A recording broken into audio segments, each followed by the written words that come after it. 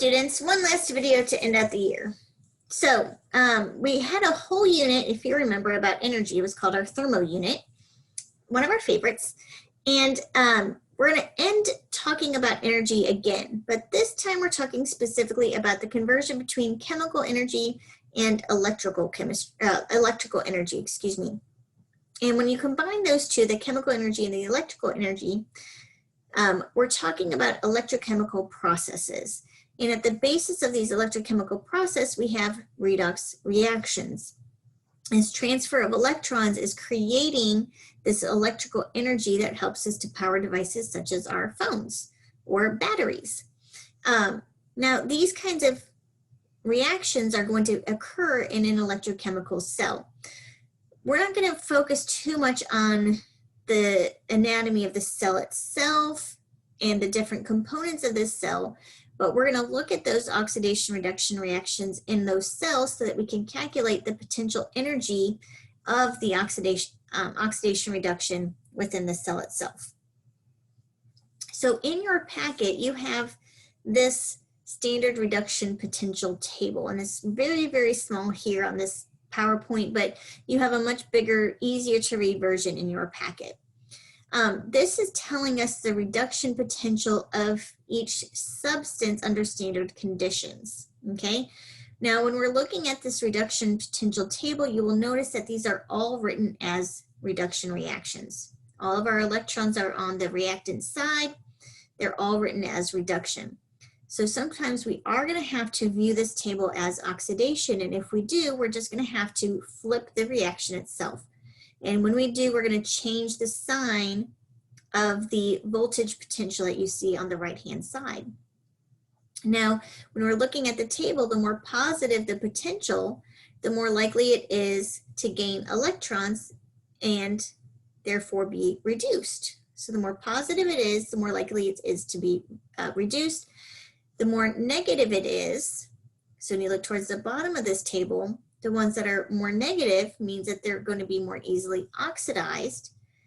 And so we want to keep that kind of thinking in mind as we're looking at our tables and as we're trying to determine which substance is going to be oxidized and which substance is going to be reduced, okay?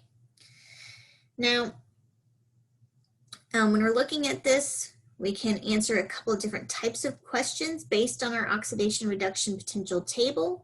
So we want to see which of the following substances is the easiest to oxidize. So remember, the substance that's easiest to oxidize is going to be the one closer to the bottom or the more negative. So in this case, the calcium is the one that's easiest to oxidize because the calcium is way down here towards the bottom of the table. The only things lower than calcium are barium, potassium, and lithium. Okay, all of those other three things, the lead, the chromium, and the copper, are higher up on the table. If a reaction involved zinc and nickel, which one would be oxidized and which one would be reduced? So we want to find those on our table over here. So we're looking for zinc and nickel. Here's zinc right here, and then here's nickel here. Nickel, zinc, just in case you're having a hard time seeing there. So the one that's more easily oxidized, remember, is the one that's more negative. So the zinc is going to be more negative because it's further down the table. So this one's going to be more easily oxidized.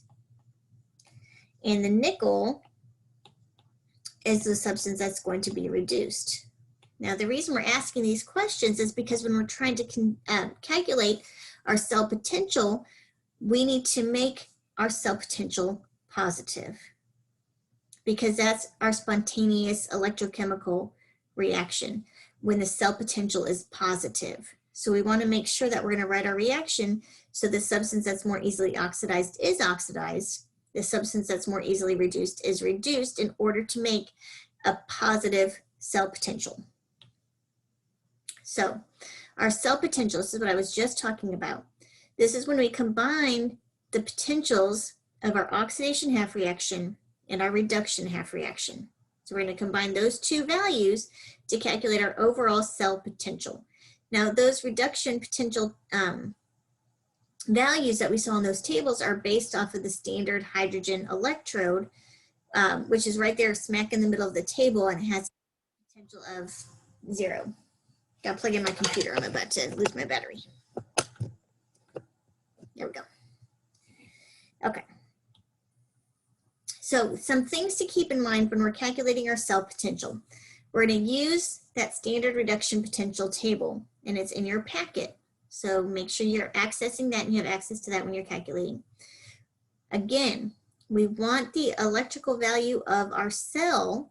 So when we add the oxidation and reduction together, we want that to equal or to be positive in order for that reaction to be spontaneous. When you change your reaction to make it oxidation, you're going to change the sign.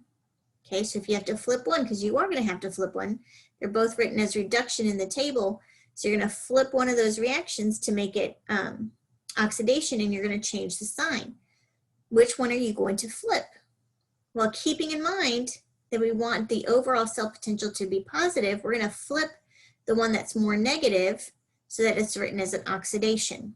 When we do that, we're going to change that negative number into a positive number to add those two together, okay? We do this because the electrons are always going to flow in such a way to make that potential of the cell itself positive, okay? Once you flip one of those reactions to make it positive, to make it oxidation, we're going to add your cell potentials together to get the overall potential of the cell, okay? And this last value, or this last little bullet point here, that's just to help you on some of the practice in your packet. If it says that it's acidified, that means it has H+ ions. Okay, so it might not specify exactly hydrogen in the problem itself. So if it says acidified, you have a hydrogen ion there. Okay. So let's take a look at this question. We've got zinc and copper. We're going to want to calculate the cell potential. So I've already gone ahead and pulled out these two rows from the reduction potential table, so it's easier for us to see. So zinc has a potential of negative 0.76. Copper has a potential of 0.34. We're going to have to flip one of those to make it oxidation. So what's going to get oxidized? The zinc or the copper?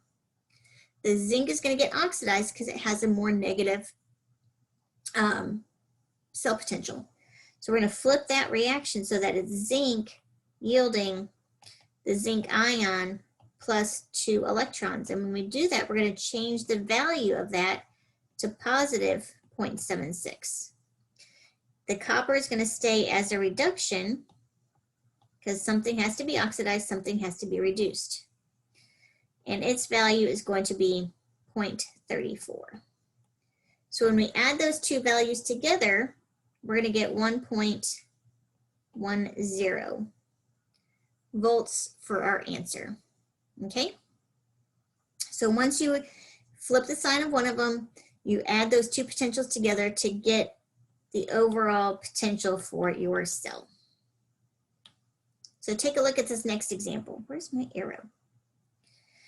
Okay, we're going to write the half reactions and calculate the cell potential for the following reaction. So we've got silver and iron. So which one's going to get oxidized? The iron is going to get oxidized because it's going from 0 to +2. It's going to have 2 electrons.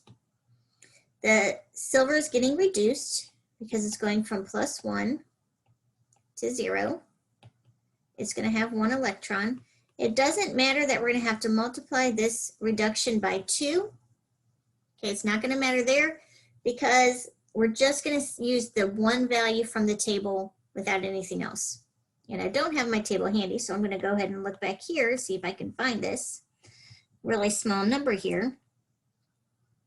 So my iron is going to be 0.44, and my silver, which is going to be higher up, way up here, is 1.99. So 0.44 and 1.99.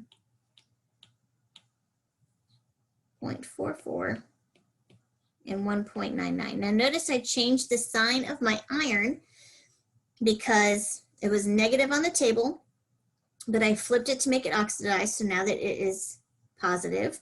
So I'm going to add these values together. So I've got 2.43 volts as my cell potential value. Okay? let's look at this reaction here. So I've got two half reactions already written. I've got two cell potentials for each half reaction here. We got to figure out which one's going to be oxidized. So remember, whichever one is more negative is going to be oxidized. We're going to flip that reaction. So we're going to flip this top reaction with the nickel in order to make the nickel oxidized. And when we do that, we're going to change the sign to 0.23, positive, because we flipped the reaction itself. The bottom reaction is going to stay the same because this is our reduction half reaction. So that value stays the same, 1.23. So then when we add those together, we'll get 1.46 volts as our cell potential for the overall cell. Again, here I've got two half reactions written for you. We got to figure out which one's going to be oxidized. Well, in this case, the lead is going to be oxidized because it is more negative. So we're going to flip that reaction.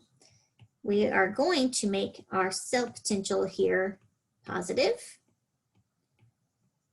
because we flipped the reaction. The gold stays written as is because it is being reduced. And so that stays 1.50.